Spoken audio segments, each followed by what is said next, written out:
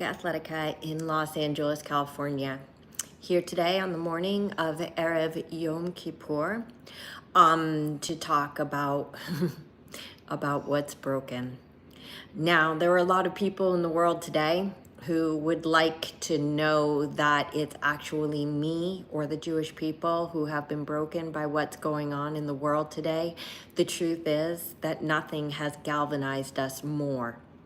Now, that being said, here's what is broken.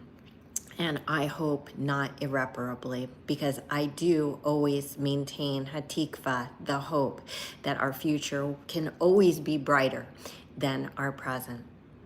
What is broken today is our moral compass. The moral compass that happens to be directing the loud voices that are on our campuses, that are blocking our streets, that are destroying societies and threatening the Jewish community. The moral compass is not just shattered, but the terrorists have manipulated them to literally all point to the end of Western civilization. The hatred of Jews that has consumed so much of society that we see not only in our streets, but all over the media and social media is never a good sign for the future of Western civilization. In every civilization in the history of the world that has consumed itself with anti-Semitism, it has ended by destroying itself, because you may not think that this is your problem if you're not Jewish or you're not Israeli, but this is a societal problem. Hate is never okay. We don't condone hatred of Black people. We don't condone hatred of Asian people. We don't condone hatred of the LGBTQ plus community. We don't condone hatred of Muslims. We don't condone hatred of Christians, but somehow has become completely normal to condone and even protect hatred of Jews. Now, I need you to really honestly and truly look at this if you have not already looked at it. And I appreciate so much the people who have been watching and listening to my Yoga of War podcast, because you understand with and agree with the points that I make. But for those of you who are confused, and I'm not talking about those who are morally confused, because those are the ones who just fill my comments with threats of violence and threatening to kill me and better. Those are always fun. And the fact that we live in a society right now where it's become brave to speak out on behalf of Jews, or Israel, a completely legitimate state, just like any other state on earth. Why do you think it is that there's one state in the entire world whose legitimacy is questioned? And it happens to be the one Jewish state that happens to be 1/500th the size of the Arab world. And the double standards are so vast and painful. The fact that UNRWA seems to be somehow the forerunner for the Nobel Peace Prize, even though it's been proven that dozens, if not hundreds, of UNRWA workers participated in the rampage of 10/7. Can we not understand how disgusting the fact that an organization that would partake in the mass murder, rape, beheading, kidnapping, burning, and worse of over 1,200 Jews and 250 more kidnapped, how that organization could possibly be even considered, much less be considered the forerunner for the Nobel Peace Prize. like, is there anybody of rational mind who can look at that and not understand how broken our moral compass has become? Now, for those of you who know me as a yoga instructor, and especially those of you who have followed me for years, I hope you know about me. I am not just somebody who does handstands and back bends and contortions. I am a student of yoga. I live by the yamas and niyamas, the 10 commandments, so to speak, of Patanjali, to an extent that I could pretty much guarantee you probably don't know anybody who's not a monk or a priest or a rabbi who lives as intentional and conscientious a life as I do. I want to say that first and foremost. And yes, that does include ahimsa, non-violence. And I'm not going to get into the yoga implications of this, but please, if you're not familiar, go look at my ahimsa podcast episode and my Bhagavad Gita one so you can understand that my defense of my people is in the name of nonviolence. It is in the name of peace. And all you have to do to understand what Sam Harris so eloquently denotes as the bright line between good and evil is look at the demonstrations, look at the people. So the anti-Israel demonstrations, first of all, why are they wearing masks? Why do you think they're wearing masks? You think it's because they're afraid they're going to get COVID in 2024 outdoors?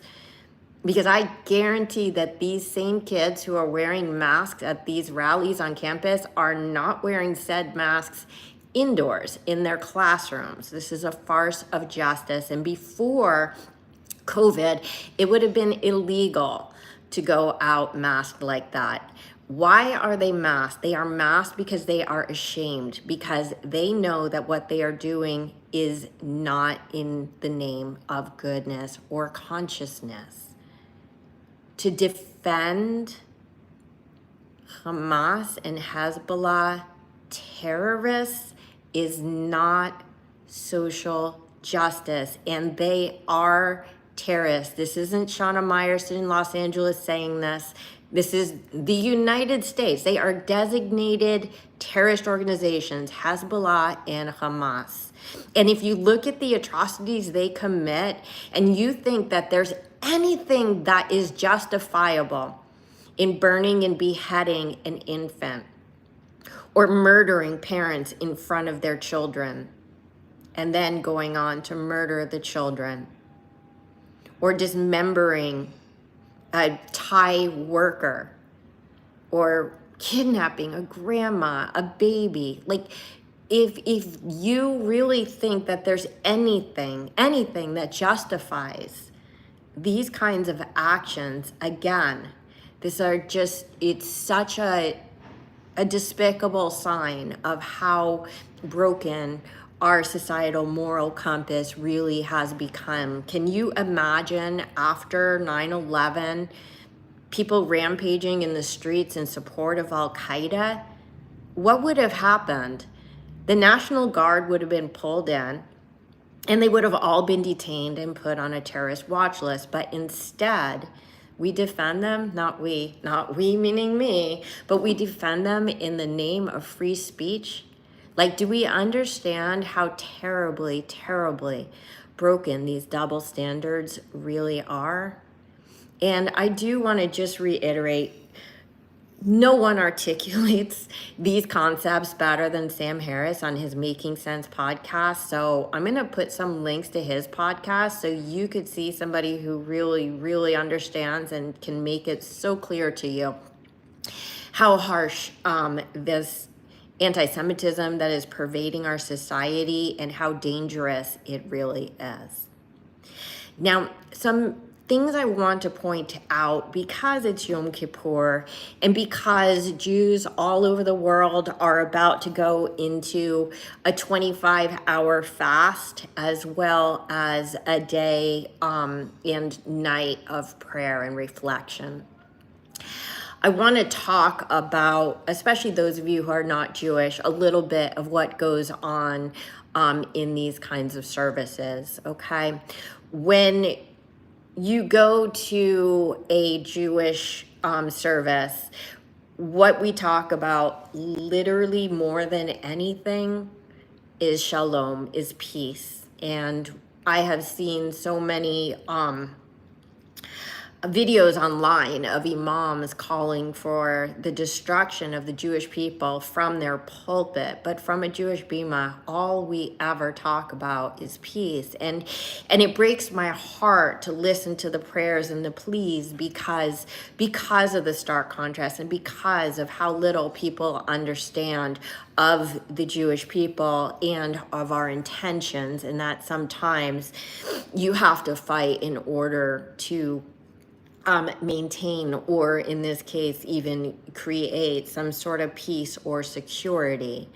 Like, I want you to understand some things about prayer, that when Hamas in their friends of UNRWA and really literally just Palestinian civilians who decided to join in, plus other terrorists, invaded Israel on 10/7, right? They did it while invoking the glory of Allah, right? They scream, Allah Akbar, Allah Akbar, right? And they are looking for the glory of God in the name of the most barbaric mass atrocities committed in the modern era. If you are not Muslim, or even if you are Muslim, because this isn't a Muslim issue, this is a radical Islam issue, I want you to take a moment and think about your God. Think about your God. And this is also one of the yogic precepts, which is that if you dedicate yourself to a life of surrendering to God and studying scripture and really that conscientious living, that theoretically in yoga, you will not be capable of committing bad deeds, because you cannot commit evil while holding God in your heart. I know that's a Jewish concept, but can you imagine raping a woman and sticking a grenade inside of her while screaming Allah Akbar or praise God? Can you imagine? Like, understand who it is that Israel is fighting against and who these mass demonstrators on our campuses and in our streets are defending. Understand the difference. And when it comes to prayer, when you go online, you'll see, if you look for it, quite a few videos of Israeli soldiers praying as well, usually the Shema prayer or similar. What are they praying for? They are praying for their protection and for the protection of their nation. Again, there is a stark difference between asking God's glory for slaughtering people in the most horrific ways imaginable and committing these savage acts of violence versus praying for peace and praying for protection. There's no compass that doesn't understand which one of those is good and which one of those is evil, which again, our compasses are so broken. This very dichotomy is so indicative of the different philosophies of these two nations, of these two forces, because Islam, and they say this out loud, again, this isn't my own thoughts or commentary. I mean, this is my commentary, but the Nation of Islam, the Islamic radicals and terrorists say out loud, they value death, okay? Death is how they get to, enlightenment, into heaven, to glorification. Jews value life. That is why we pray for protection and they pray for slaughter. People need to understand what we're up against. And when organizations like the BBC refuse to call Hamas and their like and Hezbollah terrorists, like, what is terror then? What is the difference between what they're doing and terror? And keep in mind that 1 year later, we still have 101 Israeli hostages and multinational hostages being held in the terror tunnels in Gaza. Every single one of those people represents a litany of Hamas war crimes. Nothing is being done about it. Not by the UN, not by the Red Cross. As if these lives don't even matter. Can you imagine this happening to any other nation and the people being ignored and the actions not even being condemned and barely even acknowledged by the United Nations? Also knowing that of these 101 hostages, at least a half are known or expected are already murdered. And even their bodies are being held captive. And there are people who are literally calling babies and grandpas and women that are in Hamas captivity as like prisoners. They're not prisoners, okay? They're hostages. They're hostages. And after people spent months tearing down the hostage posters all over the world to the point where it wasn't even worth putting them up anymore, it's like trying to erase these people's memory. What if this were your mother or father or child or grandparent or aunt or uncle? How would you want your nation to reply? Do you know how heavy-handed the response of the U.S. was after the 9/11 bombing, well, whatever, destruction of the Twin Towers?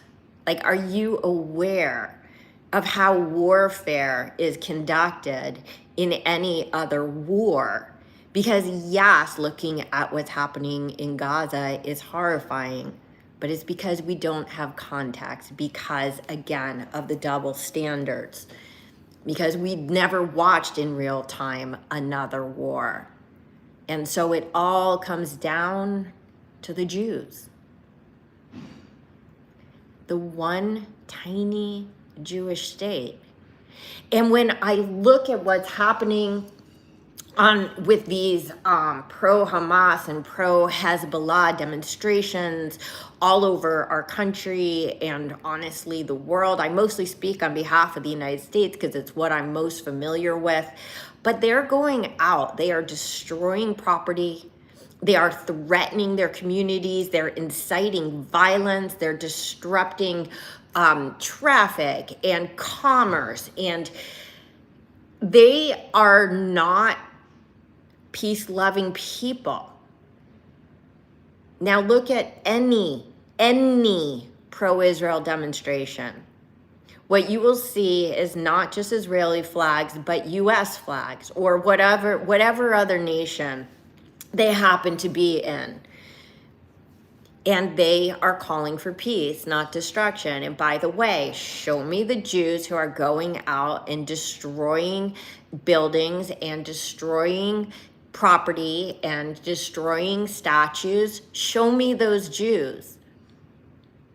Like, how are people looking at the rabid mobs that are intent on literally destroying not just Israel, not just the Jews, but the United States? Listen to what they're saying. These anti-Israel mobs are burning United States flags, the same flags that are flying proudly in the Jewish and pro-Israel rallies that I go to, all of them.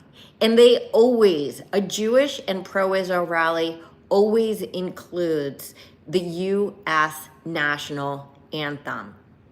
Show me the anti-Israel rallies that honor this country, this great country that we live in. Which team do you honestly want to be a part of? And when I see what's going on the college campuses, my goodness, this is the future of the free world. And these universities, they no longer have any sort of plausible deniability for the way that they are failing to protect their Jews, which, by the way, is illegal under Title VI. But let's put that aside. The anti-Semitic double standards that are so persistent on campus that even after Congress has stepped in and called them out, instead of righting the wrong, they decide to double down and protect the anti-Semites. Think about it. Think about if the KKK were to march on your college campus. What would you expect the college's reaction to be? Because there's no difference between that and Hamas and Hezbollah, except I would say Hamas and Hezbollah are far, far more brutal and bloodthirsty, especially in today's rendition of who they are.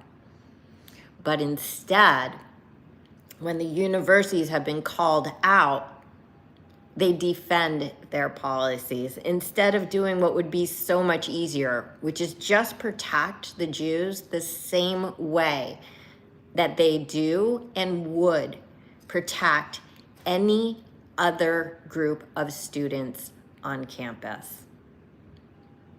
And our cities are not doing any better. I live in Los Angeles, where horrifyingly, about, 2 or 3 months ago, we had a town hall meeting with Mayor Karen Bass and the LAPD to talk about the huge problem of violent anti-Semitism in our city. And their literal answer to our community was, they cannot be responsible for protecting us, and we are going to have to learn to protect ourselves. Can you imagine? Can you imagine any other scenario where the mayor and police department of one of the largest and most influential cities in America tells the Jewish community that they cannot expect to be protected? What other group would ever be told that?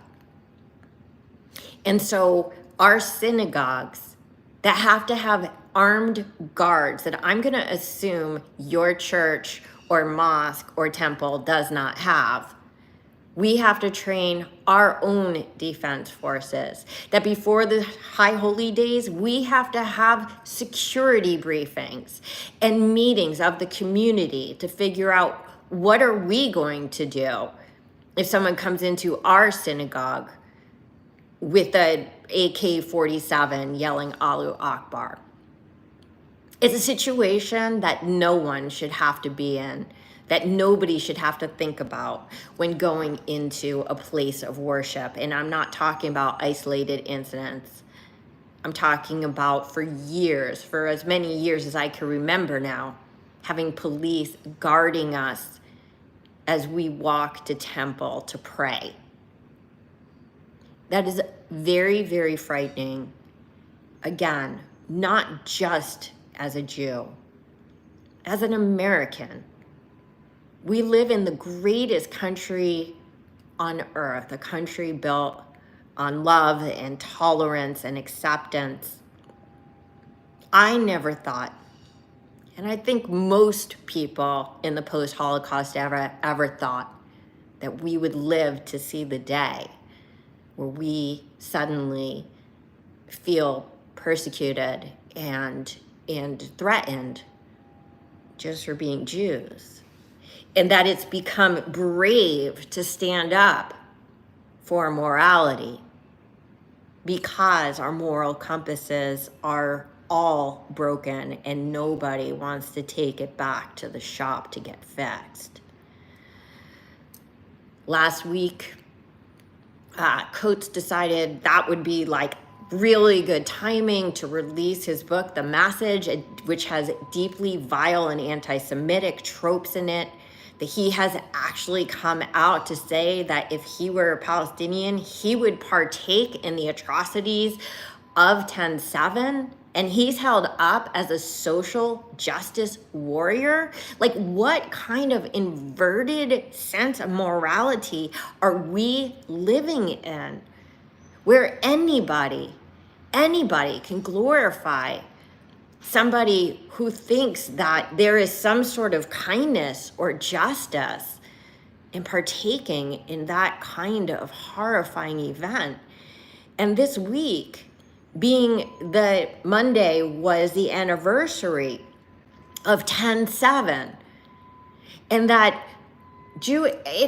I want to say Jewish, but it's not just Jewish. There are people who aren't Jewish who are allies of this cause, but that all over our nation, our great nation, and this world, as Jews were mourning the massacres, the 1,200 humans who were mercilessly massacred on 10/7, as they're holding vigils, the anti-Israel mobs are shouting over them, and they're shouting the slogans for the destruction of the Jewish people and the Jewish state. How is this appropriate? Who does that? When somebody is eulogizing an infant, who thinks it's appropriate to scream over them, yes, and kill all Jews? Again, I just want to remind you, what starts with the Jews never ends with the Jews. You may not think it's your problem now, but this is the world that we're living in. And if we don't find a way to clean it up, we're going to descend back into the historical depths that have always ended in the destruction of that society. As we go into Yom Kippur, the holiest day of the Jewish year, first of all, to my Jewish friends, please allow me to wish you a Gamar Chatima Tova, an easy and a meaningful fast. I know that this year will be more meaningful for most of us than any year prior.